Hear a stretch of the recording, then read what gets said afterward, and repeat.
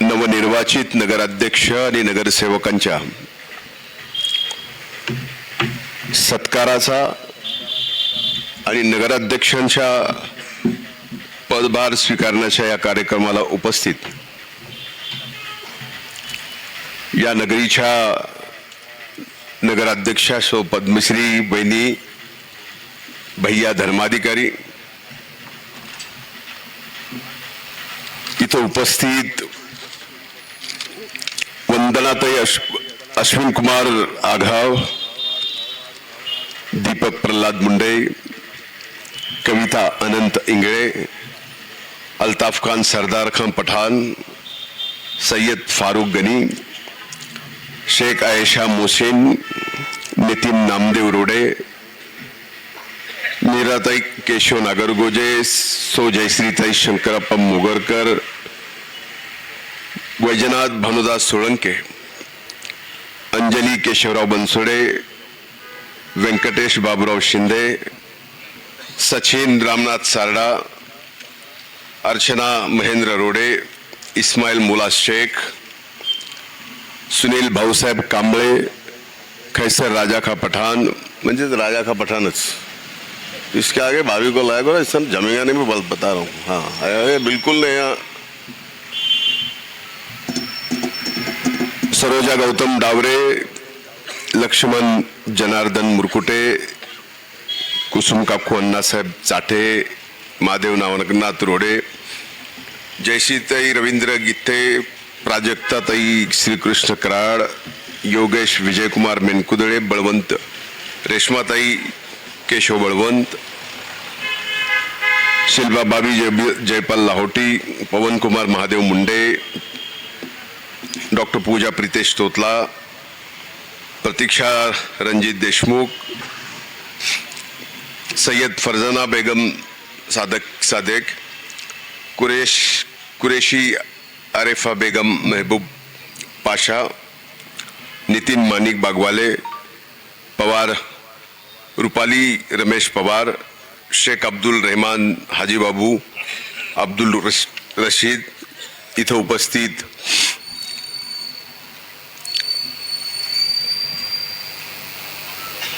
सचिनजी कागदे, नीलकंठजी चाटे, अजय मुंडे, भैया धर्माधिकारी, डॉक्टर विनोद जगतकर सर, अयूब भैया, ॲडव्होकेट गोविंदराव फड, माणिकराव फड, उपस्थित सर्वांचीच नावं मी या ठिकाणी घेऊ शकतो, पण भूक लागली खरं सांगायचं झालं म्हणून माफ करा. सर्वच ज्यांच्यामुळं महायुतीचं आणि या सर्वच नगरसेवकांना या शहराच्या सार्वभौम सभागृहामध्ये पाठवण्यासाठी कष्ट घेतले ते सर्वच इथं उपस्थित सहकारी बंधू आणि भगिनींनो, आज सावित्रीबाई फुले यांची जयंती आहे आणि त्या मुहूर्तावर सो पद्मश्री बहिणींनी या परळी नगरीच्या नगराध्यक्ष पदाचा कारभार स्वीकारला. मी सहज विचार करत होतो, माझं थोडीशी बुद्धी चिकित्सक आहे, एवढंच एक कारण असेल का, पण नाही. आज भैया आणि वहिनीच्या लग्नाचा वाढदिवस सुद्धा आहे. बरोबर आहे ना, चुकत नाही मी कुठं. हा हा नगरपालिकेत काम करणं नगरसेवक म्हणून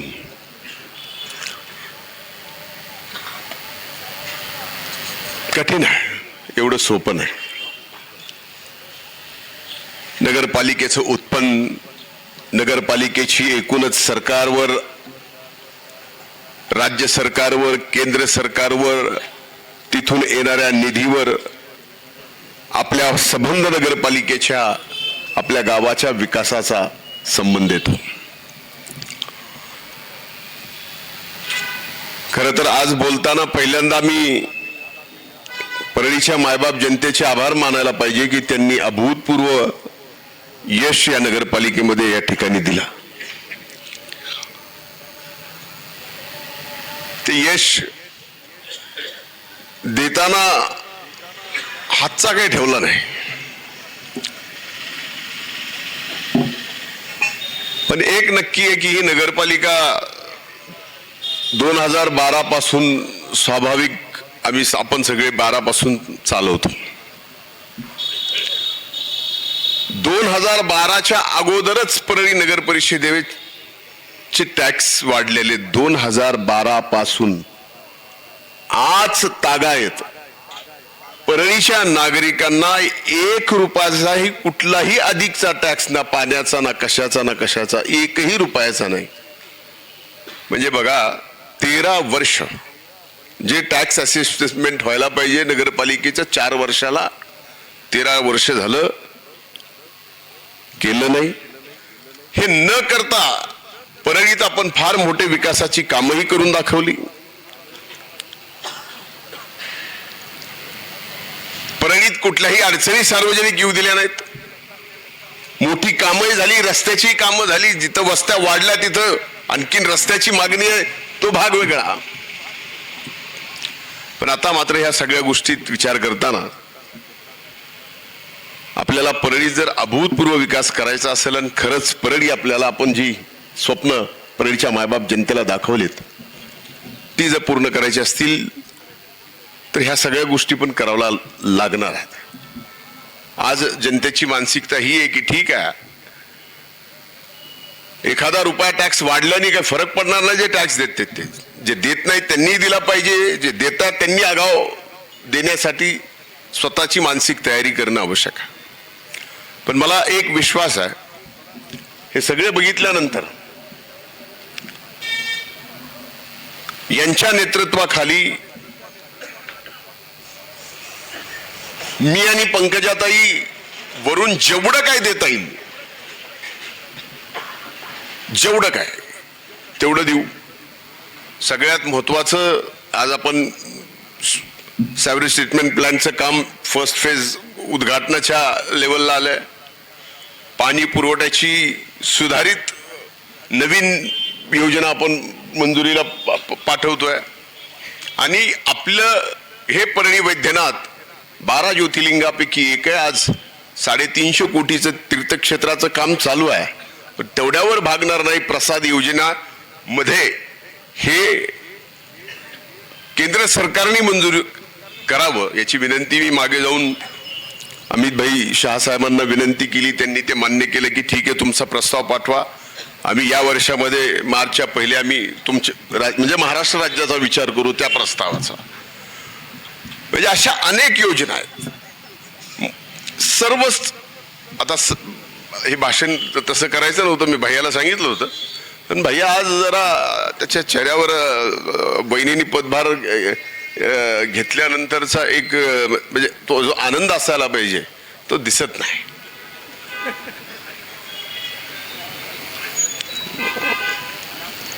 ये रिजर्वेशन का मजा है.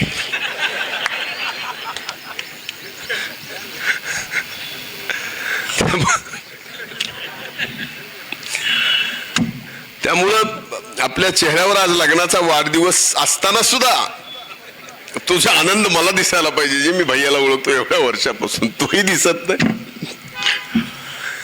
पण भैया काळजी करू नका, हे सगळं तुम्हा सगळ्यालाच बघायचं.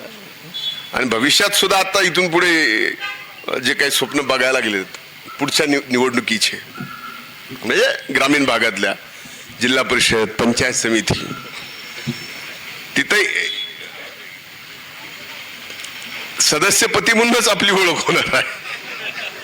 असे रिझर्वेशन पडलेले. म्हणून मला खात्री आहे की आपण सर्वच परळी शहरातल्या एकाही नागरिकांचा विश्वास तोडणार नाहीत एवढं चांगलं काम आपण करू. या निवडणुकीमध्ये काही उमेदवार पडले महायुतीचे, काही पक्षाचे आले, काही अपक्ष आले. म्हणजे मजेशीर झाली. म्हणजे निवडणूक म्हणजे मजेशीर झाली. काही जणांना वाटत होतं आलूच आहे, ते कसं झालं काय झालं माहित नाही. व्यंकटेशलाच माहित असेल, मला काय माहित नाही. तर हे मी आपल्याला सांगतो की इतकी चांगली नगर परिषद चालून दाखवू. प्रत्येक बैठकीच्या अगोदर मी किंवा ताई स्वतः या ठिकाणी नगरसेवकांची बैठक घेऊ. जे विषय असतील ते विषय अगोदरच आदल्या दिवशी वाचून त्या संदर्भातले निर्णय तिथंच होतील. सभागृहात जायचं, त्याची घोषणा करायची आणि पुढे लगेच कामाला. या ठिकाणी कोण दुसऱ्या पक्षाचं असलं म्हणजे किती दिवस राहतील मला माहित नाही नगरसेवक करून, पण समजा तरी ते वेगळ्या पक्षाचे आहेत म्हणून आम्ही त्यांच्यावर नाही, असा अन्याय कादरभाई नाही होगा. त्यामुळे ती चिंता तुम्ही करू नका. शेवटी वायबाप जनतेने कोल दिलाय तो सगळ्यालाच दिला. एकदा आपण निवडून आलो की ज्यांनी मतदान केले त्याचेच फक्त प्रतिनिधी नसतो, ज्यांनी मतदान नाही केलं त्याचे सुद्धा आपण प्रतिनिधी असतो. याची जाणीव आपण या ठिकाणी ठेवून काम करायचं आहे. आणि मला खात्री आहे की इतिहासात आज ही जी 2025 ची कौन्सिल बसली आहे, ही 2025 ची कौन्सिल निवडणुकीची, ही कौन्सिल इतिहासात नाव करेल एवढं चांगलं काम आपण परळी शहरात करू, एवढंच वचन मी या निमित्तानं आपल्यालाही देतो, परळीच्या मायबाप जनतेलाही देतो. आणि नंतर वेगळी बैठक आपली घेतो, म्हणजे आपल्याला सुद्धा काय करायचं काय नाही करायचं ह्या सगळ्या गोष्टी लक्षात आल्या तर आणखीन सोपं जातं. खूप खूप धन्यवाद. जय हिंद, जय महाराष्ट्र.